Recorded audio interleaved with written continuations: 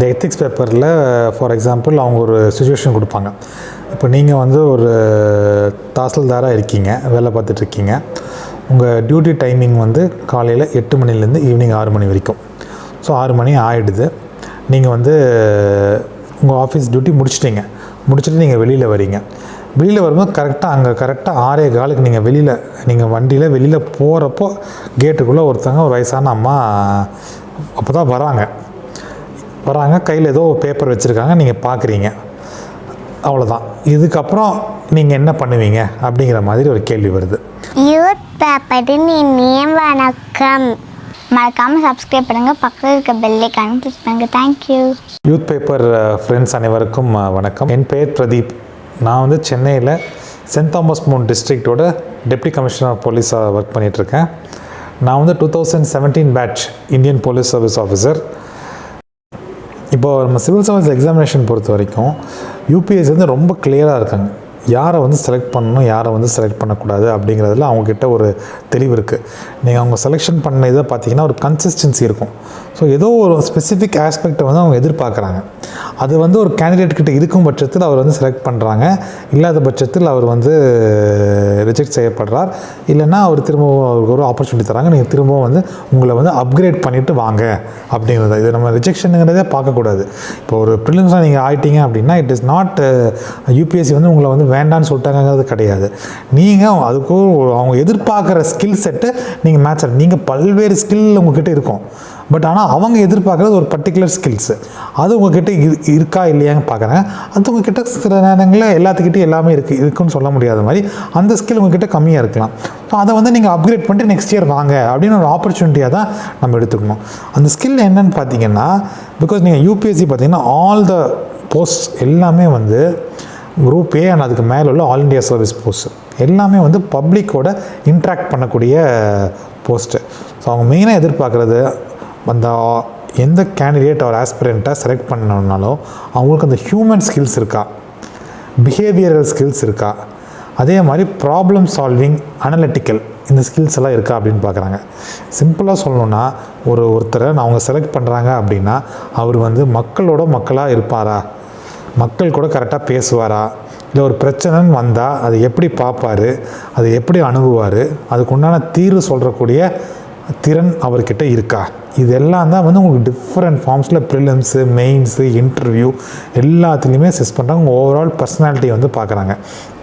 அப்படி நீங்கள் அந்த க்ரைட்டீரியாவை மேட்ச் பண்ணுற மாதிரி இருந்தீங்க அப்படின்னா கண்டிப்பாக வந்து நீங்கள் செலக்ட் ஆகிக்குவீங்க. இப்போ நான் சொன்ன எல்லா ஸ்கில்ஸுமே வந்து இன்பார்ன் ஸ்கில்ஸ் கிடையாது. யாருமே வந்து இந்த ஸ்கில்லோட பிறந்து வர்றது கிடையாது. எல்லாமே வந்து அக்வைர்டு ஸ்கில்ஸ் தான். ஒரு லீடர்ஷிப் ஆகட்டும், ஒரு கம்யூனிகேஷன் ஸ்கில் ஆகட்டும், எல்லாமே வந்து நம்ம அக்வயர் பண்ணுறோம். நம்ம ஸ்கூலில் படித்தது, காலேஜில் படித்தது எல்லாமே வந்து நமக்கு வந்து ஒரு பேக்ரவுண்ட் வந்து எஜுகேஷன் பேக்ரவுண்ட் இருக்குது. அந்த எஜுகேஷன் பேக்ரவுண்டு நம்ம ஸ்கில் செட்டாக எப்படி கன்வெர்ட் பண்ணுறோம் அப்படிங்கிறது ரொம்ப முக்கியம். ஸோ இதில் தான் பார்த்திங்கன்னா நான் சொன்ன மாதிரி அந்த ஸ்கில்ஸ் எல்லாம் வந்து நீங்கள் கிராஜுவலாக டெவலப் பண்ணணும். ஸோ அதுக்கு தான் இந்த மாதிரி டிஃப்ரெண்ட் பேட்டர்ன்ஸ் வைக்கிறாங்க எக்ஸாமினேஷனில். கேள்விகளும் அதுதான் இருக்கும். பார்த்திங்கன்னா நீங்கள் மெயின்ஸில் ஒரு சப்ஜெக்டே இருக்குது, எத்திக்ஸ்னு அப்படின்ற ஒரு சப்ஜெக்ட் இருக்குது. அதில் என்ன கேட்குறாங்க அப்படின்னா அந்த எத்திக்ஸில் உங்களோட டிசிஷன் மேக்கிங் கேட்பாங்க. ஃபார் எக்ஸாம்பிள், நீங்கள் ஒரு கவர்மெண்ட் ஆஃபீஸராக இருக்கீங்க, அந்த கேள்வி அப்படி தான் வரும். நீங்கள் ஒரு கவர்மெண்ட் ஆஃபீஸராக இருக்கீங்க. இப்போது உங்கள் கிட்ட யாரோ ஒருத்தவங்க வந்து வராங்க, வந்து எனக்கு இந்த வேலையை செஞ்சு கொடுங்க, நான் வேணால் உங்களுக்கு வந்து பணம் தரேன். அந்த வேலை செய்கிறதுக்கு 1 வாரம் ஆகும்னு வச்சுக்கோங்களேன் நார்மல் ப்ராசஸில். பட் அவருக்கு ஏதோ அவசரம், அவர் வராரு உங்ககிட்ட வந்துட்டு எனக்கு 2 நாளில் அது பண்ணி கொடுங்க அப்படின்னு ஒரு இது பண்ணிவிட்டு உங்களுக்கு ஒரு மணி மாதிரி கொடுக்குறாருன்னு வச்சுக்கோங்களேன். மணியோ கிஃப்ட்டோ ஏதோ ஒன்று தராரு. நீங்கள் அதை எப்படி ரியாக்ட் பண்ணுவீங்க, என்ன பண்ணுவீங்க? இது வந்து ஒரு கேள்வி. இதை வந்து நீங்கள் எப்படி ஹேண்டில் பண்ணுவீங்க அப்படின்னு கேட்பாங்க. அப்போ நீங்கள் வந்து அதுக்கு எப்படி பதில் கொடுக்குறீங்க அப்படிங்கிறது அவங்க பதில் படிப்பாங்க. நீங்கள் எழுதுகிற பதில் படிப்பாங்க.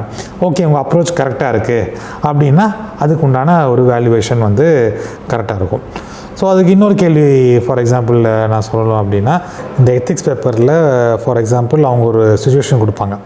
இப்போ நீங்கள் வந்து ஒரு தாசில்தாராக இருக்கீங்க, வேலை பார்த்துட்ருக்கீங்க.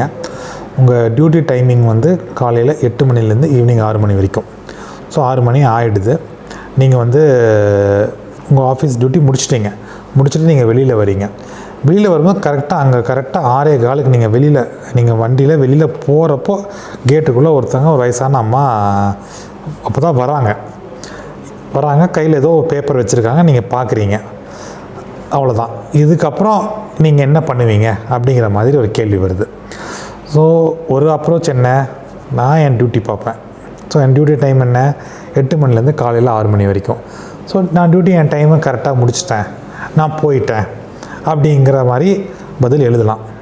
அது ஒரு விதமான அப்ரோச். பட் அவங்க என்ன எதிர்பார்க்குறாங்கன்னா, உங்ககிட்ட அந்த ஹியூமனிடேரியன் கிரவுண்டு அந்த ஆஸ்பெக்ட் இருக்கா அப்படிங்கிறத எதிர்பார்ப்பாங்க. ஸோ அப்படி இருக்கும்போது இப்போ நீங்கள் ஜென்ரலாக ஒருத்தங்க இருக்கீங்க, நீங்களே ஒரு வயசான அம்மா இருக்காங்க, ஏன்னா ஒரு உதவணும்னு தோணும். இப்போ வந்து நீங்கள் ஒரு அரசு அதிகாரியாக இருக்கீங்க, ஒரு பொறுப்பில் இருக்கீங்க, நீங்கள் இப்படி வரும்போது அப்படி ஒருத்தங்க இருக்காங்க அப்படின்னா, ஸோ ஒரு கரெக்டான அப்ரோச் எப்படி இருக்கும், நீங்கள் வரீங்க பார்க்குறீங்க, ஏதோ கையில் வச்சுருக்காங்க, ஏதோ சொல்ல வராங்க, பட் நீங்கள் பார்க்கணுங்கிற அவசியம் கிடையாது, ஏன்னா உங்கள் டியூட்டி டைம் முடிஞ்சிருது. பட் இருந்தாலும் அப்படி ஒரு சுச்சுவேஷனில் கேட்டில் அப்படி இருக்காங்க, ஒருத்தவங்க வெயிட் பண்ணிகிட்ருக்காங்க கையோட.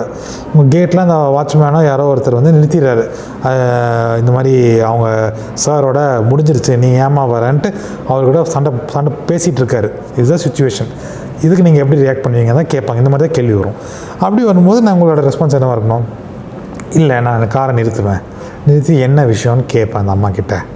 அவங்கக்கிட்ட அவங்க வச்சுருக்கிற இதை வாங்கி பார்ப்பேன், அவங்க என்ன அவங்களோட கோரிக்கை என்னன்ட்டு பார்ப்பேன், அதை வந்து அவங்ககிட்ட பேசி சொல்லுவேன், இதை எப்படி வந்து நம்ம நிவர்த்தி பண்ணி கொடுக்கணும், என்னென்ன வழிகள் அப்படின்னு அவங்களுக்கு சொல்லுவேன். இப்படி சொல்கிறதுனால உங்களுக்கு பெரிய டைம் லாஸும் எதுவும் கிடையாது. ஒரு 2 நிமிஷம் ஒரு 3 நிமிஷம் தான் உங்களுக்கு வந்து ஆகும், நீங்கள் நிறுத்தி இறங்கி போய் அந்த அம்மாக்கிட்ட பேசி வர்றதுக்கு. பட் ஆனால் அது அவங்கள பொறுத்த வரைக்கும் எவ்வளோ ஒரு பெனிஃபிட் பாருங்கள். அவங்க ஏதோ ஒரு கிராமத்திலேருந்து தாசில்தாரை பார்க்கணுன்னு காலையிலே கிளம்பி வந்திருப்பாங்க. பஸ்ஸு லேட்டாக இருக்கலாம், இல்லை நடுவில் வேறு ஏதாவது பிரச்சனைனால அவங்களால கரெக்டாக டைமுக்கு வர முடியாமல் சாயங்காலம் ஒரு 6 மணிக்கு முன்ன பின்ன வராங்க. ஜஸ்ட்டு அந்த டைமுக்குள்ளே அவங்க வரலைங்கிறதுனால அவங்கள வந்து நம்ம பார்க்காம போனோம் அப்படின்னா, அவங்க திரும்பவும் ஊருக்கு போயிட்டு அடுத்த நாள் அவங்க திரும்ப வரணுன்னா அவங்களுக்கு பஸ்ஸுக்கு எவ்வளோ செலவாகும், அவங்களுக்கு சாப்பாட்டுக்கு வர வழியில் சாப்பாட்டுக்கு எப்படி செலவு பண்ணுவாங்க, இதெல்லாம் வந்து நீங்கள் திங்க் பண்ணணும். இதெல்லாம் தான் திங்கிங். இதெல்லாம் திங்க் பண்ணிவிட்டு நீங்கள் அந்த டைமில் நீங்கள் நிறுத்தி அப்படி கேட்டு அவங்க என்ன குறைய அந்த பெட்டிஷனை ஏதோ வாங்கிட்டு அதுக்கு என்ன நிவர்த்தி பண்ணணுமோ, அது யாருக்கு அனுப்பணும் அந்த பெட்டிஷனை அப்படின்னு எழுதி அந்த அம்மாவுக்கு நீங்கள் சொல்லி அனுப்புனீங்க அப்படின்னா அவங்க எவ்வளோ ஒரு சந்தோஷமாக இருக்கும் பர்சனலாக. 2வது அந்த அதிகாரி மேலே ஒரு நல்ல மதிப்பு வரும் அந்த அம்மாவுக்கு. அதை விட முக்கியம் சர்க்கார் கவர்மெண்ட் மேலே அவங்களுக்கு மரியாதை வரும். அவங்க போய் என்ன சொல்லுவாங்க, உங்கள் பேர் என்ன வேணாலும் இருக்கட்டும், கார்த்திகேயனோ சுந்தரவதனமோ ஏதோ உங்கள் பேர் இருக்கட்டும், பட் ஆனால் அவங்க வந்து அவங்க நல்லா பண்ணாங்கன்னு சொல்ல மாட்டாங்க.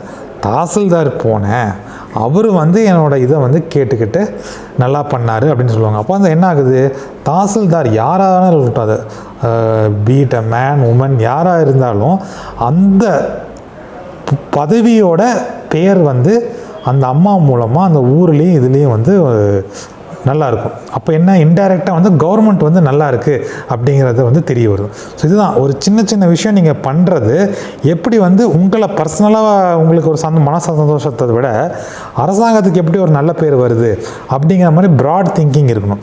ஸோ இந்த மாதிரிலாம் கவர் பண்ணி நீங்கள் ஆன்சர் எழுதுனீங்க அப்படின்னா இப்போ படிக்கிறவங்க என்ன நினைப்பாங்க, அந்த ஆன்சர் படிக்கிறவங்க, ஓகே நம்ம பாருங்கள் நம்ம கேட்ட இந்த மாதிரி கேள்வி, ஆனால் இந்த பையனோ பொண்ணும் இந்த மாதிரி எப்படி ஒரு பதில் சொல்லியிருக்காங்க, ஸோ கண்டிப்பாக இந்த பையனோ பொண்ணும் வந்து நம்ம சிவில் சர்வீசஸில் நம்ம செலக்ட் பண்ணோம் அப்படின்னா மக்களுக்கு வேண்டிய நல்லது வந்து பண்ணக்கூடிய ஆற்றல் வந்து கண்டிப்பாக இருக்கும் அப்படின்ட்டு டெஃபினட்டாக அது உங்களுக்கு ஒரு மார்க்கும் அதிகமாக இருக்கும், உங்களோட உங்களுக்கு அடுத்த லெவலில் செலக்ட் ஆகிறதுக்கும் வந்து உபயோகமாக இருக்கும். ஸோ இந்த மாதிரி தான்.